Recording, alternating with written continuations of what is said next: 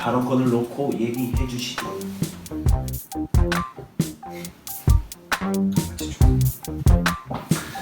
자, 그럼 시작할게요. 하나, 둘. 네, 안녕하세요. 2019년 7월 30일자 제이서인포 시작하도록 하겠습니다. 네, 먼저 간단하게 소식들을 훑고 지나갈게요. 미스릴 2가 릴리스 됐고요. 미스릴 같은 경우는 이제 싱글 페이지 애플리케이션용 자바스크립트 프레임워크인데 뭐 리액트 같은 느낌의 그런 녀석이라고 보시면 되겠습니다. 일렉트론 6도 릴리스가 됐습니다. 그리고 또 다른 소식으로는 이제 The Complete Introduction to React라고 하는 이제 리액트 입문자용 가이드 문서가 릴리스 됐다라고 소식을 전해주고 있습니다. 저게 어디에 있는 문서예요? 한번 봤으면 좋겠어요. 웹.dev 건가?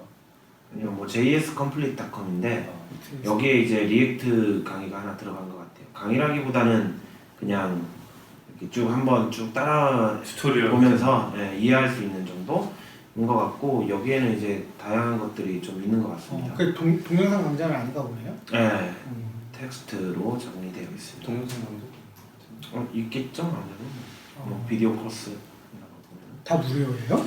그거는 저도 잘 모르겠어요. 여기를 이용해 본 적은 없어가지고 저도. 약간 느낌이 PPL 느낌 나는데 이거 무료예요? 이거 아까 그것도 있지 않을까요? 뭐 동영상 같은 게? 뭐 이렇게 해서 이거의 특징이라면 이제 좀 따라 해보면서 그러니까 실제 코드를 실행해 보면서 뭐 할 수 있는 그런 거라고 하거든요. 뭐 어디서 봐야 되나?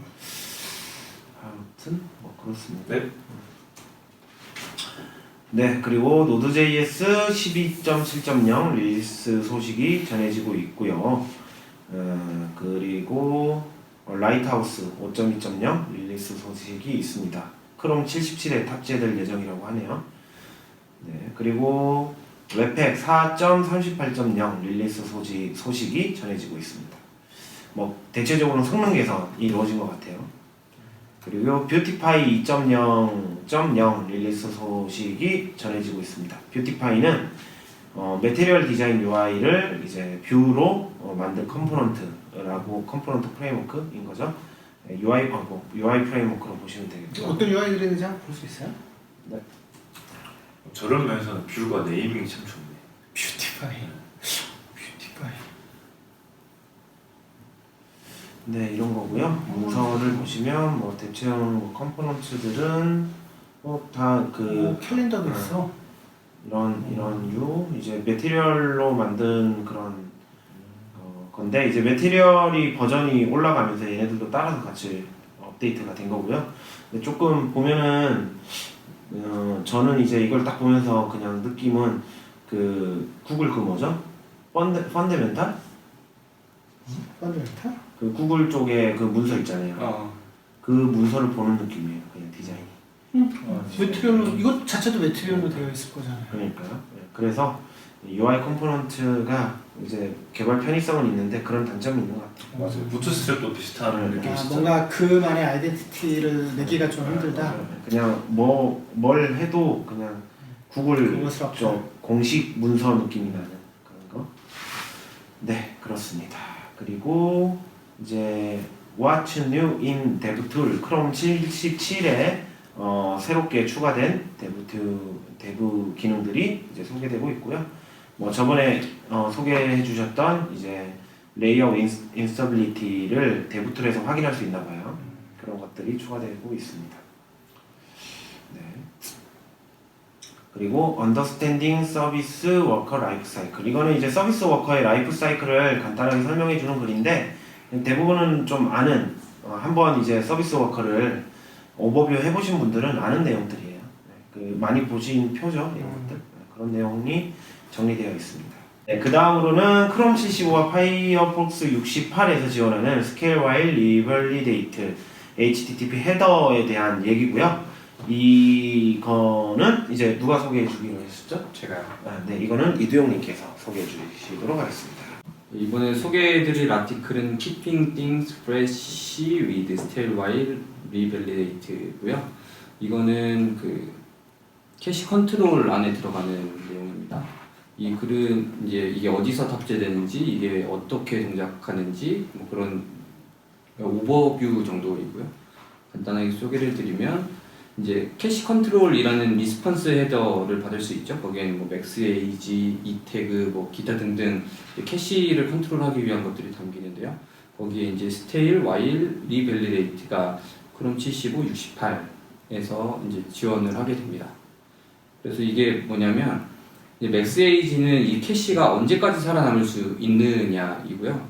이제 스테일, 와일, 리밸리데이트는 맥스 에이지에 플러스를 해가지고 맥스 에이지가 넘어갔을 때는 스테일, 와일, 리밸리데이트가 있으면 이거의 유효한 기간 안에는 일단은 캐시를 주고 뒤에서 이제 리밸리데이트를 해서 그 다음 요청이 왔을 때는 갱신된 캐시를 통해서 제공할 수 있게 되는 기능입니다.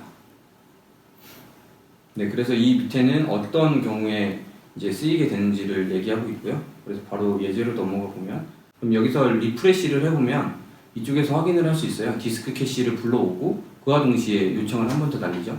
이게 이제 백그라운드에서 다시 한번 확인을 하는 거고요. 네, 여기서 누르면 네, 이렇게 되고요. 아래쪽에서 보면은 맥스에이지 1에 리밸리데이트 59가 되어 있어요.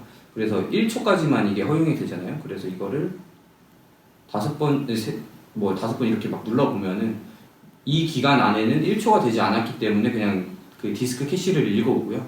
그 이후에 발생된 애는 아직 59초가 넘어가지 않았기 때문에 그 확인하는 백그라운드에서 작업을 한 번 더 하게 되는 네, 이런 헤더입니다. 그래서 아래쪽에 보면은 이제 아직 맥스에이지를 넘지 않았기 때문에 그냥 바로 브라우저에서 가져오고요. 1에서 60초 사이에는 네, 그 디스크 캐시를 가져오지만 뒤에서 이제 확인을 하고요. 그걸 넘어가게 되면은 그냥 기존과 동일하게 갱신을 하게 됩니다. 그러면 이제 저 가운데 상태에서는 네. 바로 브라우저 캐시 된 게 먼저 보여지는데 한 번 더 백그라운드에 체크해서 네. 뭔가 새로운 게 바뀌었으면은 다음 리퀘스트에 뭔가 네, 갱신된 캐시를 통해서 가져올 수 있게 되는 거죠. 네. 그래서 이런 것들이 이제 뭐 날씨라든지 이렇게 좀 중요하지 않지만 뭐 미리 데이터를 보여주고 그 다음에 뭔가 갱신을 해도 되는 뭐 뉴스 헤드라인이라든지 이런 데서 좀 유용하게 사용이 될 수 있을 것 같고요. 근데 이게 이제 서비스 워커랑은 약간 충돌이 일어나게 됩니다. 이제 서비스 워커를 통해서 뭐 캐싱 전략을 짜거나 그런 경우가 있죠. 그때도 이제 스테일 와일 리밸리데이트랑 비슷한 것들을 하고 있었는데요. 이 링크에 들어가 보면 그게 자세하게 나와 있습니다. 이거랑은 충돌이 나게 돼서 둘 중에 한 개를 좀 선택해서 사용할 수 있어야 될 것 같습니다. 네, 이상입니다. 네, 그리고 이어서 모던 스크립트 로딩이라고 하는 아티클이 소개되어 있고요. 이 소식은 김태훈님께서 소개해드리도록 하겠습니다. 네, 제가 소개해드릴 내용은 그 모던 스크립트 로딩 전략 방법인데요. 스크립트를 이제 효율적으로 모던 브라우저에서 효율적으로 로딩할 수 있는 여러 가지 상황에 대해서 알아보고 그 상황에 적절하게 로딩하는 방법을 이렇게 살펴보도록 하겠습니다. 저희가 이제 그 모던 브라우저 ES2015의 모듈을 지원하는 브라우저에서 돌아가는 그 자바스크립트 번들하고 그 다음에 레거시 브라우저에서 돌아가는 자바스크립트 번들하고 요즘은 따로 번들링을 해서 따로따로 이제 로딩을 하잖아요. 그때 이제 사용하는 전략이 모듈, 그 다음 노 모듈 패턴 이런 식으로 이제 작성을 하는데 스크립트 타입을 모듈이라고 선언을 해 놓으면은 이 친구는 ES2015 모듈을 지원하는 브라우저에서 얘를 로딩하게 되고요. 어싱크로 로딩을 하죠. 그리고 이제 노 모듈이라는 어트리뷰트가 들어가 있는 스크립트 태그는 이제 모듈을 지원하지 않는 브라우저에서 로딩을 하게 됩니다. 그런데 이게 모든 브라우저에서 우리가 기대하는 대로 동작하지 않고 뭐 여기 보면은 볼까요? 보면 여기 보면은 이제 어떤 친구가 정리를 해 놓은 건데 그 제가 파이어폭스 60 이상, 뭐 크롬 61 이상 요런 브라우저, 그러니까 최신의 브라우저에서만 우리가 원하는 대로 동작하고 이 표를 보면은 뭐 이제 엣지 같은 경우에는 엣지 17, 18 같은 경우에는 모듈 패치를 하는데 뭐 2번 불러오는 그런 현상도 있고 어떤 데에서는 크롬 5660에서는 이제 노 모듈인데 얘를 불러와가지고 문제가 되는 경우도 있고 그래서 이제 우리가 원하는 대로 동작하지 않는 그런 문제가 있다고 하더라고요. 그래서 우리는 이런 상황들을 고려해서 어떤 식으로 이제 전략을 짜면 좋을지 로딩을 하면 좋을지 몇 가지 방식을 알아보도록 하겠습니다. 그래서 첫 번째 우리가 생각해 볼 거는 다이나믹하게 스크립트 파일을 로딩을 하는 건데요. 이거는 뭐 그냥 한번 이렇게 리트머스 이런 거 리트머스 테스트라고 하더라고요. 한번 이렇게 이게 동작하는지 동작하지 않는지 혹은 이런 피처들을 사용할 수 있는지 없는지 확인을 해보는 거를 이렇게 타입이 모듈일 때 얘가 이제 실행이 될 거 아니에요. 그래서 이게 실행이 되면은 이제 모던이라는 그 글로벌 변수를 통해 가지고 이제 이 브라우저가 ES2015를 지원하는지 지원하지 않는지 확인을 해서 자 이게 지원하면은 모듈.js 그러니까 스크립트 크리에이트 엘리먼트로 스크립트 태그를 만들고 소스를 모던.js로 만든 다음에 이제 헤드에다 어펜드를 시키는 거죠. 이런 전략이 있는데 이게 하나의 문제가 뭐냐면은 이 스크립트 타입이 모듈을 어싱크로 동작한다 그랬잖아요. 그래서 얘가 어싱크로 동작을 하면은 얘가 어싱크가 끝날 때를 그러니까 이 코드가 실행 완료될 때를 알 수 없으니까 우리는 이제 로드라는 이벤트를 통해 가지고 얘를 이제 실행을 해야 되는 거예요. 그래서 기다려야 되는 시간이 있죠. 그러면 저 모듈 태그가 있으면은 바로 그 실행되는 게 아니라 그 페이지가 다 끝나고 나서 이제 스크립트 태그가 읽히는 거죠? 뭐 정확히 어느 시점에서 실행이 되는지 모르겠지만 어싱크로 되기 때문에 뭐 디퍼 같은 그렇죠. 약간 그런 느낌인 거죠. 그래서 우리가 명확하게 얘가 실행이 되는 시간을 알 수 없으니까 결국은 이제 로드 이벤트를 통해 가지고 이제 모던이 이제 설정이 됐는지 안 됐는지 확인을 하고 우리가 원하는 스크립트를 끼워 넣는 방식으로 진행을 해야 하는 거죠. 자, 그래서 이렇게 하면은 기다리는 시간이 있으니까 뭐 이렇게 스크립트 태그를 만들어 놓고 거기에 노 모듈이 있는지 없는지 확인을 해서 이렇게 끼워 넣는 방식도 있다고 하더라고요. 그래서 이런 것들을 공통화해 가지고 이렇게 node.js라는 파일을 통해 가지고 공통화해 놓고 사용을 할 수 있는 방법이 있습니다. 자, 그런데 여기에서 또 한 가지 우리가 고려를 해야 되는 게 지금 modern.js나 legacy.js는 그냥 이제 우리가 얘를 로딩하는 타이밍에 이런 로직을 통해 가지고 분기를 시켜서 끼워 넣을 수 있잖아요. 근데 만약에 우리가 이런 것들을 프리로드를 해야 한다면은 이런 방식으로 못 하잖아요. 그래서 프리로드를 해야 할 때는 어떻게 하면 될까? 에 대한 얘기가 여기 나와 있는데 이때는 이제 모듈 프리로더라는 이런 링크 태그의 속성을 이용을 해가지고 우리가 원하는 자바스크립트 코드를 미리 프리로딩 해놓고 아까 비슷한 방식으로 얘를 끼워 넣으면 됩니다. 근데 이제 모듈 프리로드라는 게 저거밖에 안 돼요. 예, 최신의 크롬밖에 안 되니까 얘를 먼저 프리로드 해놓고 모던을 체크해 놓고 그리고 이런 식으로 끼워 넣는 방식으로 진행을 하면 됩니다. 그래서 이제 요런 것들은 모듈 프리로더는 크롬 최신 버전에서만 지원하기 때문에 뭐 프리로드라든가 프리로드 에이지 스크립트라든가 이런 것들을 통해 가지고 지원하는 브라우저는 사용을 하면 된다고 하고 있어요. 자, 여기까지는 이제 HTML 클라이언트 차원에서 렌더링할 때 사용하는 방식일 테고요. 그다음 만약에 우리가 서버 쪽에서 렌더링하는 방식을 사용해야 된다면 서버에서 이제 HTML을 렌더링해서 넘겨줘야 되잖아요. 네. 그럴 때는 그냥 일반적인 방식이에요. 제가 봤을 때는 유저 에이전트 확인해가지고 하는 방식인데 여기에서는 이제 유저 에이전트를 사용했을 때 몇 가지 문제점들을 이제 설명을 하고 있고요. 뭐가 있죠? 서버에서 이제 유저 에이전트를 확인을 해야 하는 로직이 들어가야 되잖아요. 유저 에이전트 스트링을 확인하는 로직이 되게 어렵죠. 패싱하기도 어려운 게 아니고 좀 복잡하죠. 너무 많으니까. 그다음 계속 이제 UA 에이전트들은 계속 쏟아져 나오고 있고, 그다음에 UA 에이전트 스트링을 스푸핑해가지고 공격할 수도 있는 거고, 그래서 그런 것들이 있다. 그래서 얘는 그냥 서버에서 HTML 아까 위에 있는 그런 HTML을 렌더링해가지고 넘겨주는 방식으로 진행을 하면 됩니다.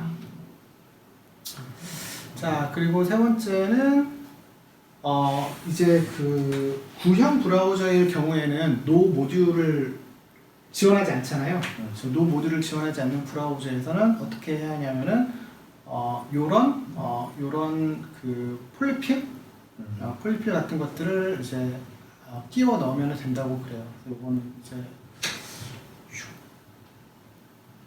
보시면 뭐 제가 뭐 정확하게 보진 않았는데 노 모듈이 들어가 있을 경우에는 그냥 그 기본 그 기능을 프리벤트 디폴트 시키는 방식으로 이렇게 플리피를 넣는 것 같고요. 그래서 이렇게 이제 플리피를 하나 써주고 그래서 노 모듈 같은 것들을 사용을 해주면 된다고 합니다. 노 모듈 같은 것들을 사용해주면 된다고 합니다.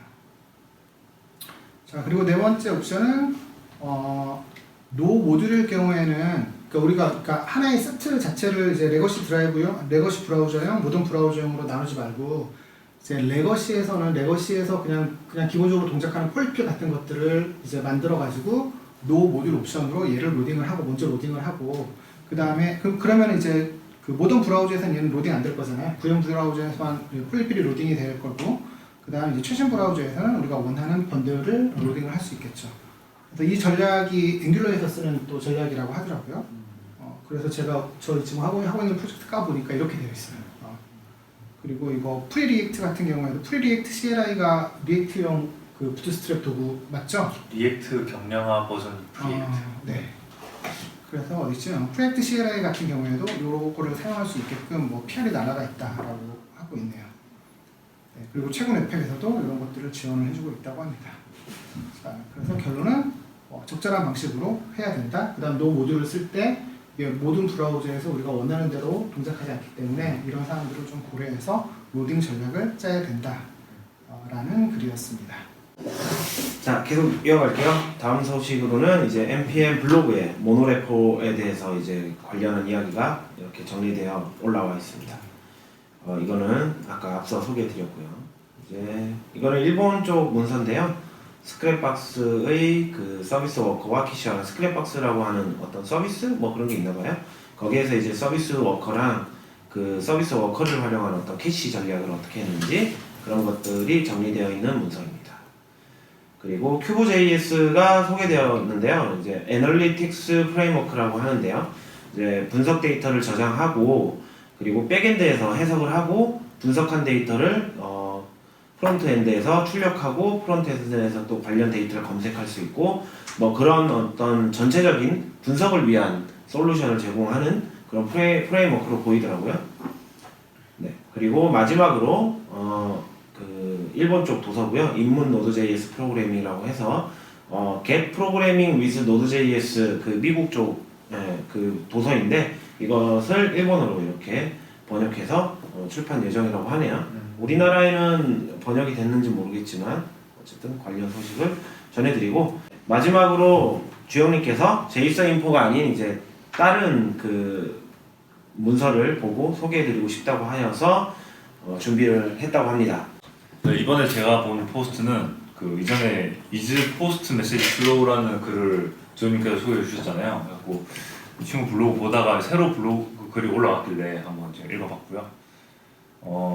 블로그 글을 보면 아시겠지만 이 친구는 약간 좀 그 스레드에 되게 좀 약간 그 원래 웹 개발자인지는 모르겠는데 스레드를 좀 나누고 싶어하는 경향이 크더라고요. 그런데 저희 프론트엔드 개발자는 사실 스레드랑 약간 무관하게 많이 프로그램 많이 했잖아요. 그냥 싱글 스레드라는 그냥 딱 단편적인 그게 있기 때문에. 근데 이분은 이제 웹워커를 이용해서 그 UI 작업과 그냥 다른 백그라운드 작업들을 좀 나누고 싶어 하시는 것 같아요.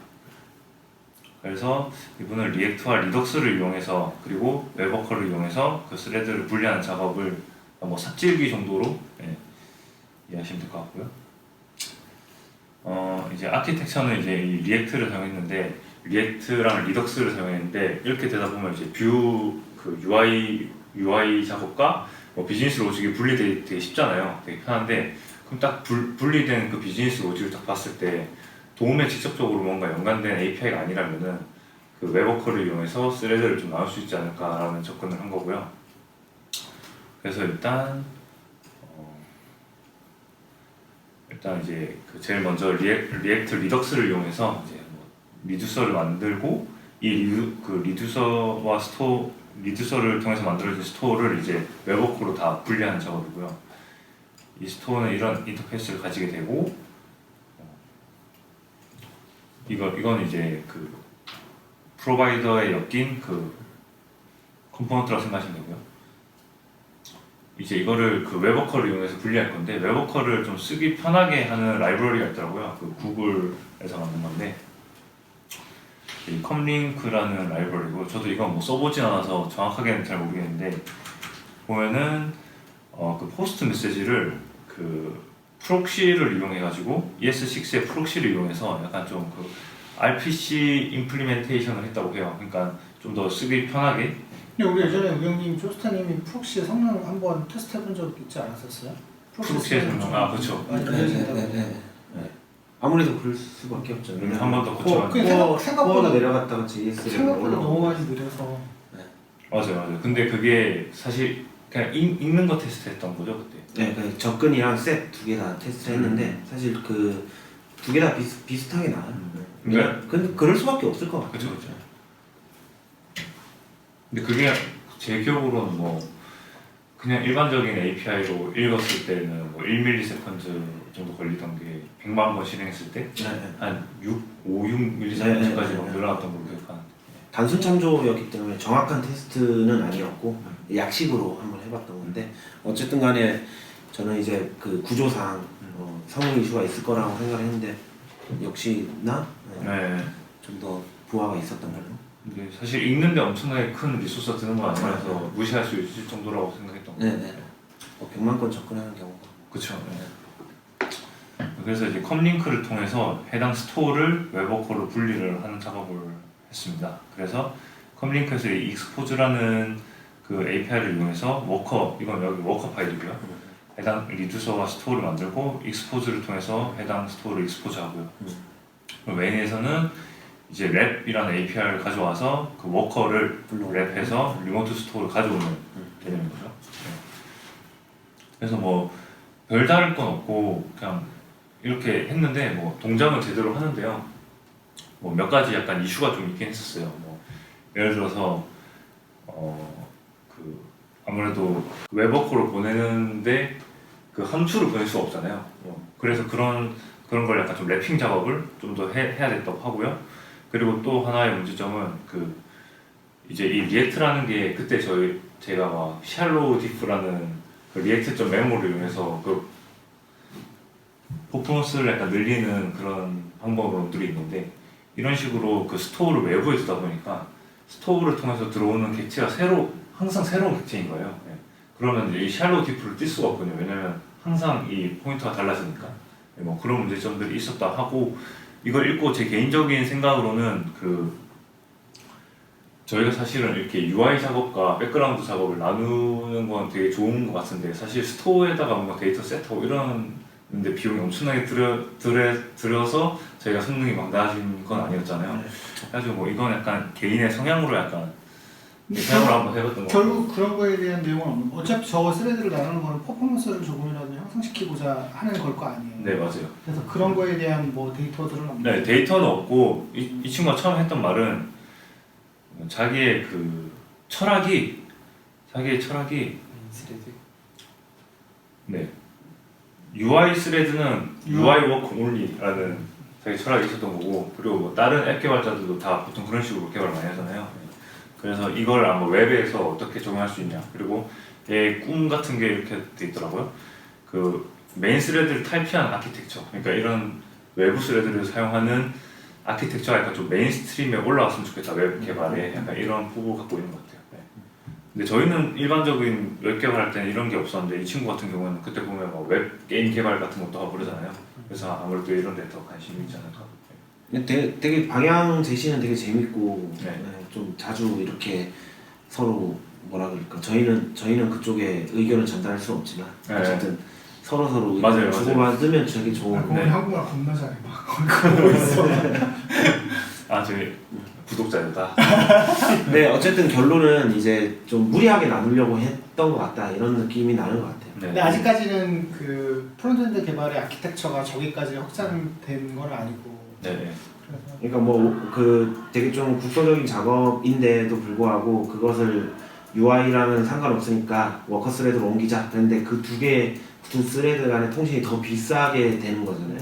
그런 것도 해야 해줄 있고. 것도 많고. 그런 것까지 비교를 좀 하면은 좀 좋을 것 같긴 하네요. 근데 그걸 노린 것 같아요. 그러니까 프로덕트에서 쓰려고 한 건 아니고. 그러니까 한번 해보는 해보면서, 거죠. 문제점이 뭐가 있을지 아니면 얼마나 맞아요. 매끄럽게 혹시 될 수 있는지 이런 거.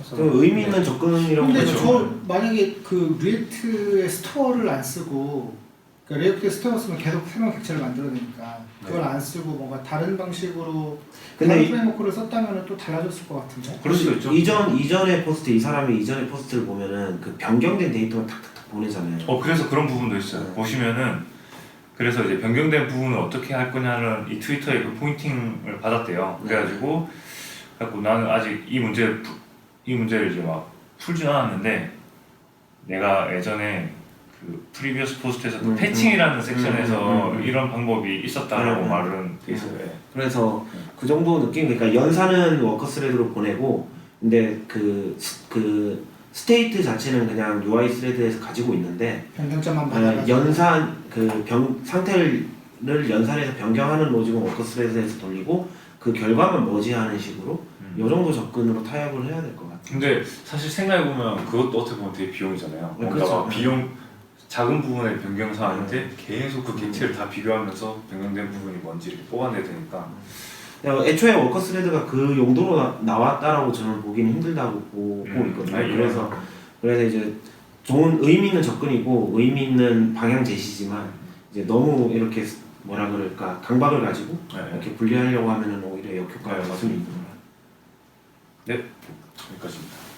네, 오늘도 여러분들에게 유익한 소식이었길 바라면서 계속 이어갈 수 있으면 좋겠네요. 네. 네, 구독과 좋아요 부탁드립니다. 네, 다음에 또 만나요. 안녕.